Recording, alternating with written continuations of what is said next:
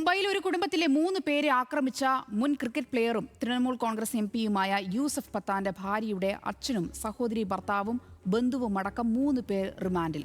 Car ഓടിക്കുന്നതിനിടെ ചെളി തെറിച്ചതുമായി ബന്ധപ്പെട്ട തർക്കം വൻ സംഘർഷമായതിനു പിന്നാലെയാണ് പോലീസ് നടപടി.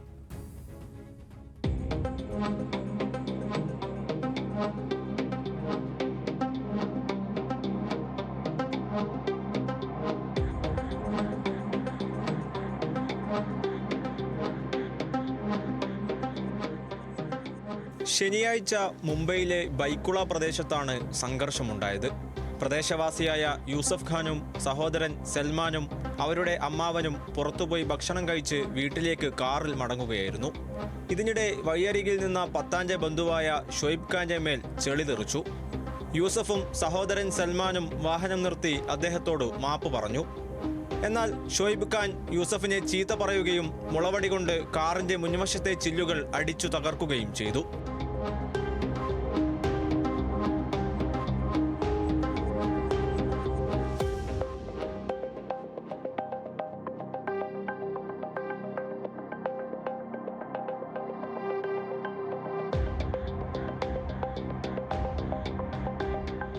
ഇതിനു പിന്നാലെ അതിക്രമം നേരിട്ട യൂസഫ് ഖാൻ പരാതി നൽകാൻ പോലീസ് സ്റ്റേഷനിലേക്ക് പുറപ്പെട്ടു.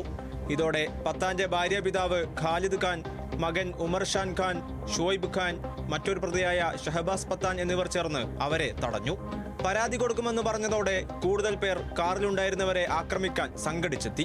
കാർ ഓടിച്ച് വെള്ളം തെറിപ്പിച്ചു എന്ന് കുറ്റപ്പെടുത്തി മുളവടികളും ബേസ്ബോൾ ബാറ്റുകളും കൊണ്ട് യൂസഫ് ഖാനെയും അദ്ദേഹത്തിന്റെ സഹോദരൻ സൽമാനെയും ഒപ്പമുണ്ടായിരുന്ന അമ്മാവനെയും അക്രമി സംഘം തല്ലി. യൂസഫിന്റെ സഹോദരൻ സൽമാന്റെ കൈയൊടിഞ്ഞു. അമ്മാവൻ സാക്കി അഹമ്മദിന് ഗുരുതരമായി പരിക്കേറ്റെന്ന് പോലീസ് അറിയിച്ചു.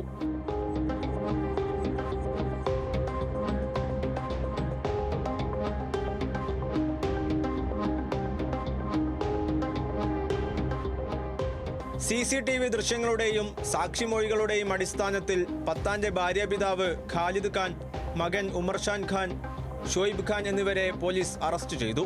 അക്രമം നടത്തിയ സംഘത്തിലെ ഷഹബാസ് ഖാൻ ഒളിവിൽ പോയെന്നും ഇയാളെ ഉടൻ പിടികൂടുമെന്നും പോലീസ് അറിയിച്ചു. പിടിയിലായ 3 പേരെ കോടതി മെയ് 2 വരെ റിമാൻഡ് ചെയ്തു. National desk, news Malayalam.